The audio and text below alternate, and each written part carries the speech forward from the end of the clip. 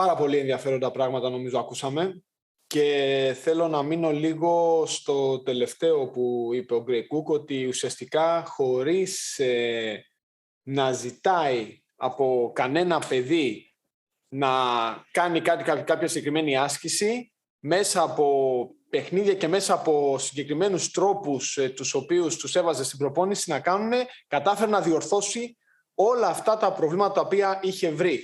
Αυτό είναι πολύ σημαντικό, διότι γίνεται συχνά η ερώτηση σε εμάς, η οποία έχει να κάνει με το πώς θα βάλω σε κάποιον ασκούμενό μου να κάνει διορθωτική άσκηση όταν ο άλλος θέλει να κάνει άλλα πράγματα και δεν θέλει να ακούει αυτή τη λέξη. Υπάρχει λοιπόν τρόπος. Υπάρχει τρόπος να τον βάλουμε να κάνει κινήσεις οι οποίες τελικά θα του διορθώσουν κάποιες ανισορροπίες τις οποίες βλέπουμε.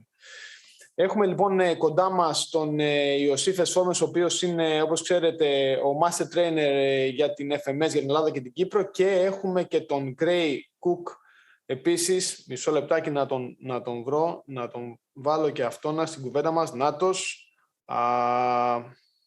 Hello Greg, I was trying to find you through all these people. Thank you very much for being here with us. It was a very interesting video that we watched. A lot of nice information. So what I was trying to say in Greek was that I focus on the last few words that you mentioned on the video, that you try to correct the movement of young kids without actually make them do specific movements like specific exercise. And through games, you was the one who direct them to do stuff, and without knowing, they get things done correctly, and you got the results you wanted. You know, this is a question that we get every time, like, how can we implement corrective exercise and corrective exercise strategies to our students when they doesn't want to correct things? Because, you know, everybody wants to become muscular and become more, you know, strong, and nobody wants to listen, you know, the word, let's do corrective exercise now. So this is a big no-no, and everybody is asking, how can I do it? And you said very, very right. We have here with us also Joseph Esformes. This is our master trainer for FMS for Greece and Cyprus, and he's about to deliver our next workshop at the end of June. So thank you again for being with us. I know that you don't have a lot of free time, and I appreciate for being here with us. And please, if you want to say something to our audience, be my guest, and then I have some questions for you. First of all, yes, thank you for joining me and joining us for the talk. I can't do that talk any better than I did it in the recording, and that's why sometimes I like to start with that, because I had been giving that talk for a while, and when I started talking about the ABCs, a lot of people got confused, and I said, no, we've always been looking at this. I have people in my classes every day looking at breathing and stuff like that. But I think remembering something as simple as ABC tells us that if we're giving instruction to somebody that's not aware of why we're doing that. And to your point, Ioannis, I've never really told my general clients or my pro athletes when they're doing a corrective or not, unless they specifically ask. This will make that better, and that will give us a better platform for that. Therefore, this cannot be skipped. And so I tell a lot of my pro athletes, what is a corrective for my client is a warm-up for you. Because if a corrective exercise only enhances your state of readiness, it's a great warm-up. Day after day, if we enhance that state of readiness, you're going to have better workouts. People who are deconditioned can get all the metabolic load they need doing the corrective, and therefore their musculoskeletal system and their metabolic system grow together is intended, not working on corrective without a cardio load. I can easily create a cardio or resistance load during a corrective experience. It's simply just scaled, and I can't do it without a screen. So. Great. Thank you, Greg. Should we start with the questions? Yes, I think that'd be great. Okay. So, a quick one, and a very famous one.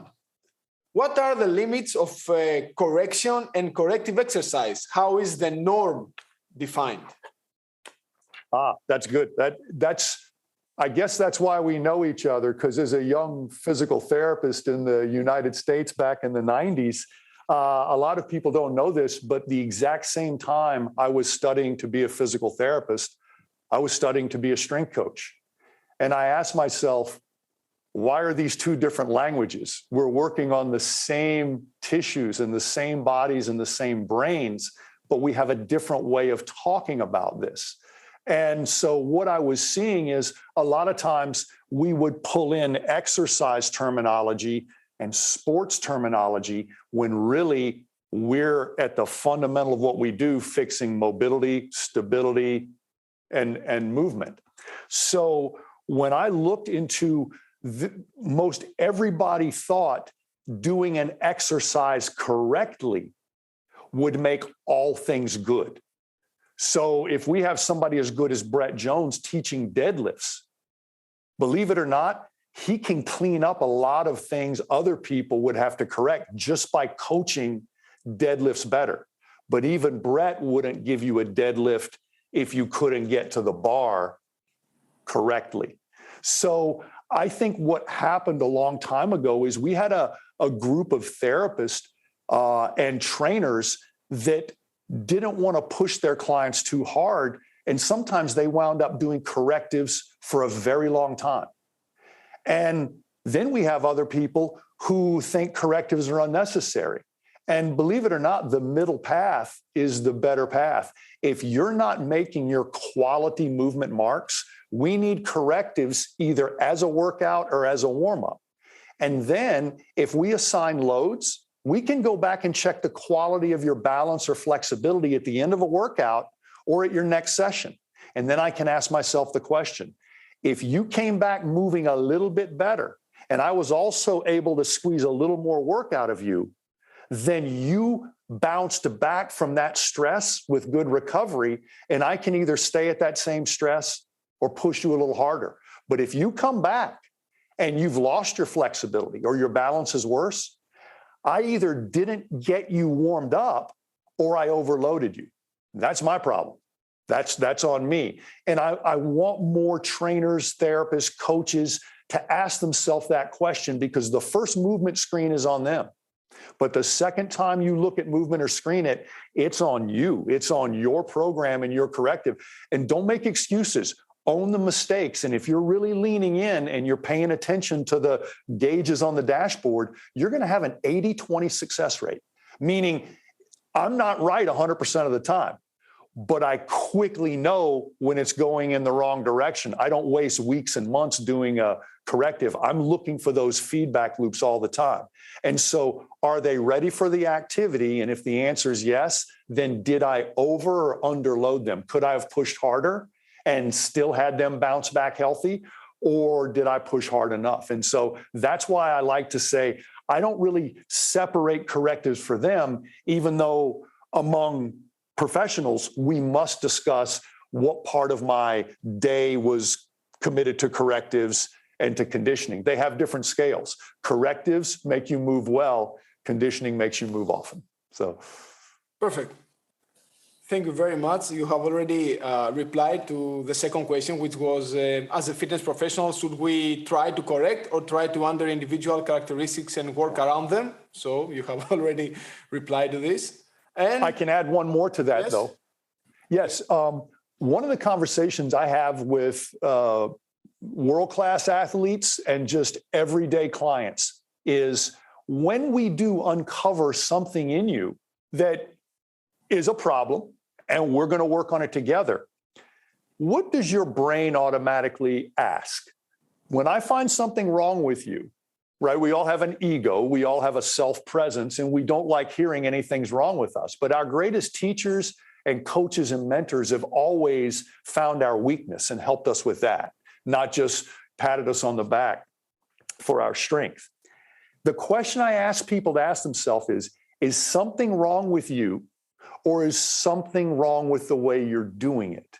That is the biggest difference in a functional and a structural problem. If you have a scoliosis, a curvature of your spine, there are simply some things that your spine will never do as well as a spine that doesn't have a curvature. But within those limitations, there's a lot we can do. But that's one part that will never change. It's a structural limitation. When I see people make quick changes, more of a functional limitation, and I start telling them, oh, you were doing it wrong. So if I have a very fit person, they may have been doing an exercise incorrectly, which answers the question of why their balance or flexibility may not be as good. But the people who don't exercise, oh, here's what you're doing wrong. You're sitting too much. Your standing desk is not adjusted right. When you do exercise, you pick the wrong shoes. So what I always try to show people is there's nothing wrong with you at all until we go there, because there's so many behaviors that can be improved and we can keep measuring. Until that level's off, I would like for us all to make the assumption most people in today's culture are just doing things wrong. And it's almost like we have too much information. 500 years ago, we didn't have enough information. Now we almost have too much, and it's hard to see what's right and what's wrong in that. But I ask people, do you think something's wrong with you, or do you think something's wrong with the way you're doing it? Because function is about the way you're doing it, and healthcare is there something actually wrong? Okay, thank you, Gray. So another one. In the case that after the evaluation and the implementation of corrective exercises with purpose to improve any imbalances or dysfunctions, there is an improvement in the movement pattern and in all the tests we applied. Should there be progressiveness in the corrective exercises like performance strategies, or should there be maintenance in adjustments? That is an excellent question. And I think that is coming from experience, because we all want to know.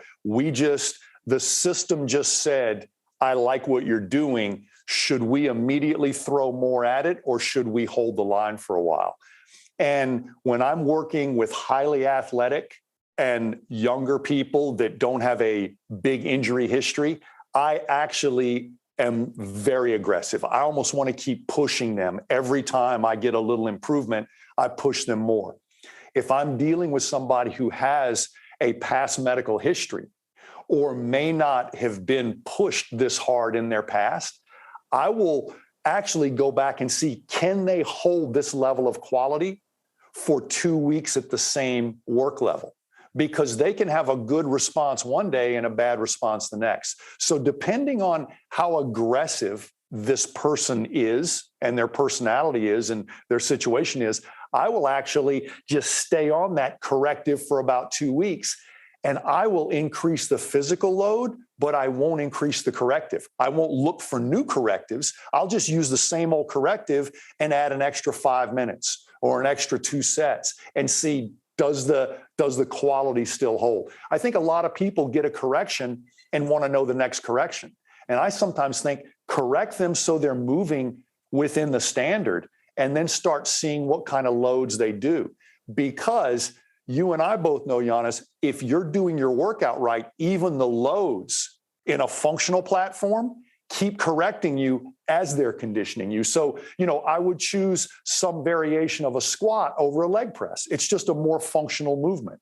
I would do some type of lunge before I would do a leg extension, because it is not only going to maintain what was corrected, it will enhance conditioning at a very functional level. And my favorite word to describe function to my clients and athletes is the physical change you just made is transferable to almost all activities, not just golf, not just mogul skiing. That's the beauty in doing something functional. It's actually transferable. It doesn't instantly make you a better football player, but it lays a foundation so you can practice longer, more efficiently, with less fatigue, and that's a good environment for skill to grow. Thank you very much. Joseph. Well, first of all, thank you very much for your time. I thought that was an excellent summary of the whole philosophy that underpins the system. And I have to say I'm a bit biased. I already know the system, and it's sometimes hard to find questions that that will satisfy my curiosity, but also the audience's curiosity. So I've jotted down a few notes for you, if you don't mind. So the first thing that came to mind when you talked about awareness was to ask if the aim of the screen and the aim of the ABC approach is almost to change the client's subjective experience, their phenomenology, if you like, of how they perceive themselves. Yes, yes. And I think that's very important because you and I both know we have very powerful tools and we have a very powerful network. If I can't do it, I know somebody in my FMS network that can do it. So I think that we are an organization that is not just about a transaction of information. I wake up every day and I'm inspired by transformation. So you and I both know a big change is getting ready to happen for this client, for this athlete, for this patient. But if they don't know where they are, or their confidence in where they are doesn't match their reality, then they're not going to appreciate or distinguish what I did for them compared to somebody else wearing the same, uniform. And so I think it's very important for all of us to take ownership. And one of the things we've started looking at with insurance companies in the US is how many times can we have upstream poison for movement? One of our military studies said if you're sleep deprived or dehydrated, your movement screen score goes down. Well, if I didn't know that person was sleep deprived or dehydrated, I might prescribe an exercise.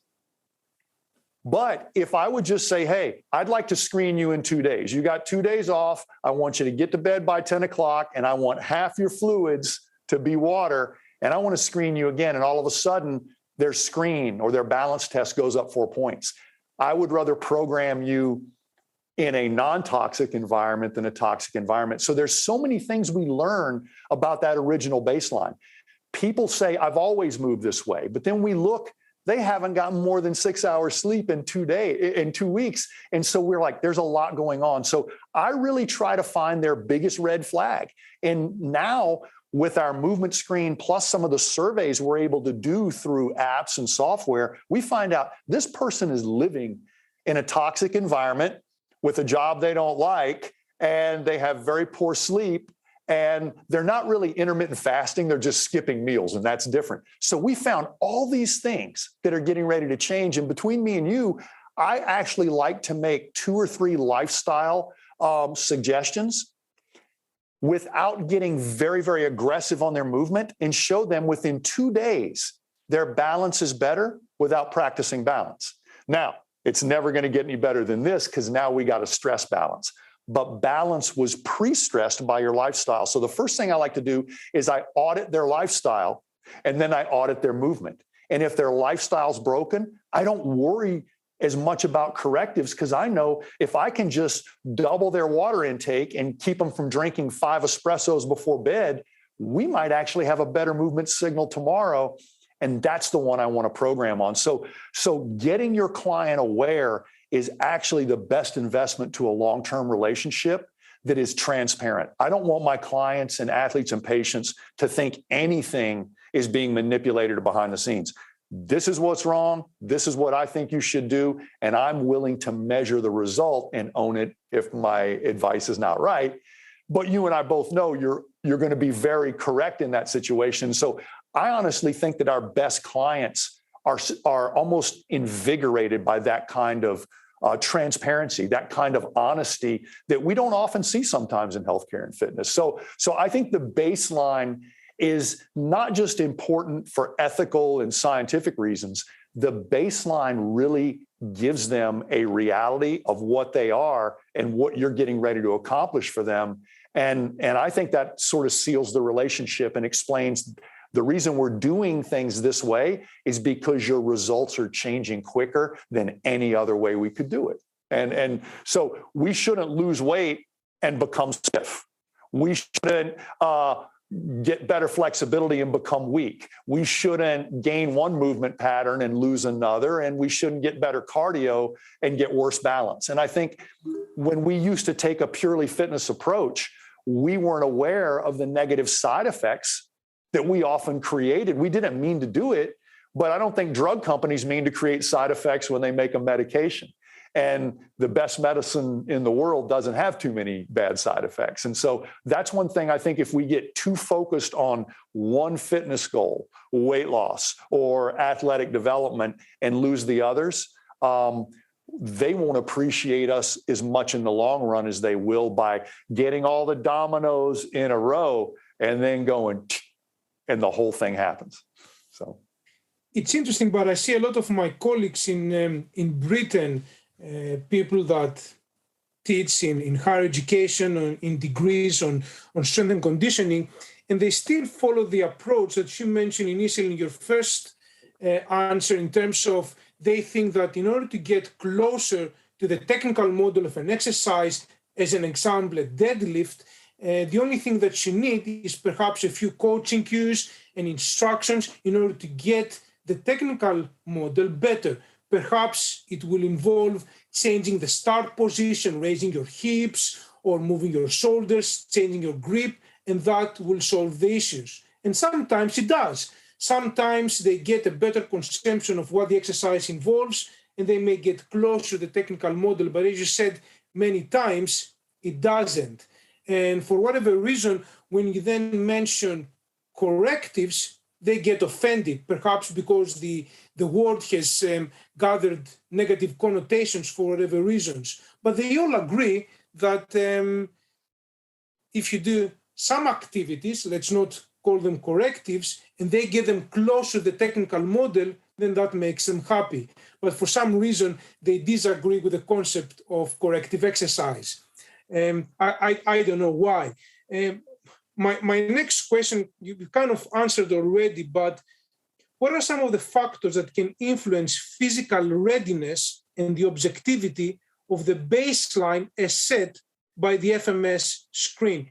You talked in your presentation about the objectivity of the screen, and you've already mentioned some of those factors that can perhaps influence physical readiness, and as a result, the FMS screen scores. Can you again perhaps mention or make a very brief summary of some of these factors and how through some of the tools that we have in FMS can pick up some of these things? I think that when I first proposed that we do movement screening, we do an appraisal of an entire movement pattern, not just a body part. Nobody was doing that at the time in an organized or scaled way. I think it would be naive to think that trainers and coaches that preceded us weren't looking at whole movement. They just didn't create a scale in communication. And I also don't think they needed to, because we didn't have bad movement habits at an epidemic proportion. You see, so 300 years ago, we didn't have an obesity problem in the US. Now, the minority of the United States is not obese, and the majority is by certain standards. So that creates a slippery slope, because it's really easy to say normal is average. Now, let that wash over you for a second, because if I want to know what's normal, I don't just go to average, because what if average has been declining for 100 years?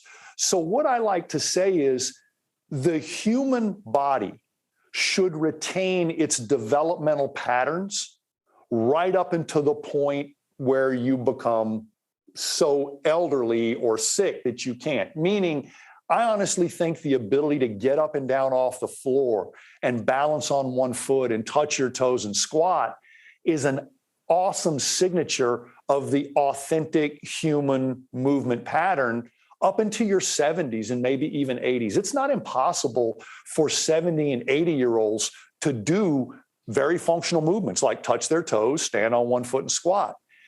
And I think if we would get in a time machine or go to a country where a lot of people didn't have a retirement age, we would see a much different functional norm than we currently do in society. So we can easily get a baseline, but a lot of times if we just average the FMS baseline, we'll just make more of what we've got. And there's really no reason for any adult human to lose those fundamental patterns. To get them back, you would have to practice them, but you don't have to practice them long because they're in here. You just have to wake them back up. But anytime you can't put mobility and stability together in a pattern, even if you have the mobility and stability separately on test, if you can't put it together in function, it seems to indicate that you're at greater risk than people who aren't. So the original FMS was a guess. It was, I'm just guessing that people who can't do this are going to have learning disability with new movements. Why? Because they're not working with full function. They're working with compromised function. So if you were tone deaf and I sent you to the orchestra to learn to play, that would not be fair to you because you're going to be missing many of the signals designed to help you become a better musician. When we're coaching a deadlift for somebody who physically can't organize that position, good coaches already recognize that. And that's why I said, if you've got somebody who flunks a leg lift in the FMS, deadlift is going to be the first exercise I'd pick if they do have a good leg lift. And if they don't, they're going to have one in 5 minutes. So that's the point of a corrective. I'm not going to let you deadlift now, but there's a good chance we could be deadlifting a little bit in 5 to 15 minutes if you'll just let me open your ears so you can hear the workout a little bit better. And all of a sudden, it doesn't seem like you had to go to remedial fitness class. It seems like I got a great hack for your balance. I got a great computer hack for your flexibility. And that's what I tell people. And in modern society, with all the different changes we keep having, I think a lot of our clients and patients and athletes show up with mobility problems. But I think a large percentage of those are inappropriate tension and tone because as a culture, I just think we consume more emotional and social stress than we do physical stress. The best place to get rid of that physical stress is in your workout, in your labor, in your activity. But if you bring this high tension to that, you're going to work around it. And most of the little tricks that we do, like the toe touch progression and some of our correctives, are not designed to change your fascia or change your flexibility 10 years down the road. They're designed just to dump some tension so you can be more lined up in your run, bike, lift, or carry. So I honestly think that even today, a lot of coaches, a lot of my colleagues miss this message, and they think that when we refer to corrective exercise, we refer to, as you said, a long-term process that may take months from now to get back to that position that will allow us to access those joint positions to deadlift, squat, do whatever activities we wish to do. Well, I only have one last question for you, if you don't mind, and that's a genuine interest for me. Towards the end of the presentation, you had a discussion about perhaps training kids, and the whole presentation was also about the language of coaching, or sometimes the lack of language and the use of using environmental constraints as well as tactile feedback, perhaps, to get the individual to do what you want them to do. I was wondering, what's your view on if there's a place for verbal coaching cues in corrective exercise, and besides any environmental constraints that you use as part of your coaching to assist corrective exercise? And if so, are these going to be more with an internal focus or with an external focus, internal coaching cues or external coaching cues, when the goal is not performance, but corrective exercise? Gotcha. That is an excellent question. And the first thing that you said is, I think most of the data and research tells us whenever possible, find an external focus. The whole purpose for movement is to find some food, find a mate, find some self-defense. Everything we move for is out here. The only time we move from an internal trigger is when we're uncomfortable and we got to get out of that position. So I really think it's nice to create the external focus and cue. Secondly, I don't want people to misunderstand when I want to disadvantage your cues, that's to make you a better coach. That's to make you scale the activity so you don't have to coach much. That tells me you know what you're coaching and you know who you're coaching. But that doesn't mean that I don't give people instructions. So whether I'm doing a deadlift or balance beam or a bear crawl, I'm going to give you some instructions. But once you start doing it, I will actually refrain from talking because I don't want to poison the experience or make you pose or perform for me. I want you to stay on the obstacle. And a very interesting thing is the FMS is probably going to get quite a bit of competition in the future because everybody with a camera on a phone thinks they can movement screen. But I will tell you this, when I movement screen you and you're following an avatar or a stick figure or an artificial form doing movement, that's different than you moving around an obstacle.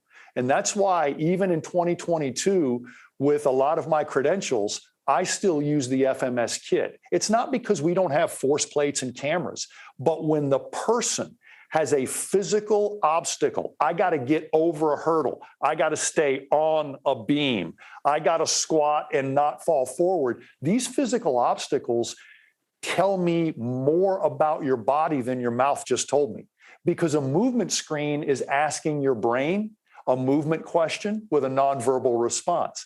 So it's very interesting for me to watch the struggle. And I always, in my early coaching career, used to think I spoke too soon, because if I had just watched them in 2 more cycles of their bear crawl, what if they self-corrected? I think a self-correction is worth hundreds of dollars compared to a verbal correction that's worth pennies, because you're not going home with them. You're not going to go play tennis with them. You're not going to show them how to carry a backpack. So anytime I can have a spontaneous correction, I embrace that. And if you remember watching videos of us doing the toe touch progression, I will say something like, hey, don't hold your breath. Or, hey, this is okay. Don't strain. Bend your knees if you need to. So I make the experience very playful. And then I say, so what went on there? Like, I can't believe I loosened up that much. And I'm like, well, do you think your tissues loosened, or do you think you just used them better? And boom, now they realize exercise is the way I adjust you. Verbal cues is the way I enhance that adjustment. And so I'll give you instruction. One of my verbal cues I use in function is, let's say I'm watching you just stand with your feet together and I want to see you rotate. Many people, when they turn to one side, will 70-30 load one leg. And so what I'll say is, every time you turn, stay 50-50, stay 50-50, stay 50-50. And what we just used to think was a rotational problem now was a balance problem. And so if I want posture to look better, and if I want movement to look better, I don't ask them to straighten up, or I don't ask them to perform better. I actually make sure their balance is good from the beginning. And I see a lot of people on a balance beam that get really wobbly. And I'm like, did you ever think you're just not shifting your weight to the front foot before you lift your weight on the back foot? You're so worried about getting down the balance beam and to completion that you're ignoring the moment that says, hey, get all your weight on the front foot and then bring the back foot around, get all the weight on that. And so really, when I'm doing correctives, I'm talking breathing, balance, and please slow down. And before you know it, I just let them struggle. I don't want to remove the struggle. If you helped a child walk, you would disadvantage their learning experience. So make it safe, make it scaled, but that struggle, that's 3 days worth of coaching right there. That little bit of struggle and that self-correction is a switch you were trying to hit. And it doesn't mean they're not going to need you. It means now you can do more aggressive things because you've taken care of that underlying program. And the last way I talk to clients and patients is I say, we've all got smartphones, and that smartphone has an operating system. Your authentic human movement patterns, roll, climb, jump, carry, these authentic patterns are your operating system. Golf, parkour, martial arts, yoga, these are apps that you install onto the human operating system. If an app made your operating system worse, you would kick it out, because it's not worth losing your phone for one app when there are a lot of other apps that can do the same thing. So whenever we see an athlete or a weight routine or somebody who's obsessed about running but not about maintaining flexibility and balance, we're like, your app is cannibalizing your entire operating system. And the human operating system says, I should always be able to squat, I should always be able to lunge, I should always be able to balance on one foot for at least 20 seconds. I should always have at least a 2 on the leg raise. I should have some degree of balance and rotary stability. And so what we're trying to capture with that is authentic movement, even though it won't be normal, it is totally possible if we remove some of the toxic things in our lifestyle, or maybe a myopic approach, a very narrow approach to exercise and wellness and health.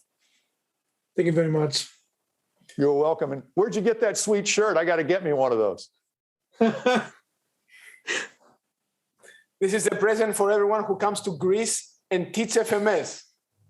Very good. So, very good. Be my guest in 1 month. It is a good opportunity to do some vacations as well with your family. Thank you. Thank you. And you will get a t-shirt for all of your family members, not only for you. A long time ago, I was a discus thrower. So somewhere I need to do the classic discus pose somewhere. That's my postcard forever. I gotta get over there and pose with a discus. Perfect. Great. Thank you very much. The information you gave us were amazing. And I really believe that the people will see them again and again on our YouTube channel. And I really hope to get all this knowledge you just shared with us, because at the end, we can understand that everything you said makes sense, but you need first to understand the system, what is the FMS, how you can do this, and what to gain from this. Because unfortunately, after all these years that we are delivering the FMS in Greece, a lot of our coaches have problems how to implement this on our daily routine. And you gave some very good information, and I really hope that it will really help them a lot. Thank you very much again for this webinar. Thank you for your time. I really like to see you at some point if you travel to Europe to visit us here in Greece and deliver a workshop. I think that it will be amazing. Thank you again. Thank you, Joseph, and keep safe. And thank you, everybody, for being here with us today. Bye from Greece. Ioannis. Thank you, Gray. Thank you. Thank you. Thank you. Bye-bye.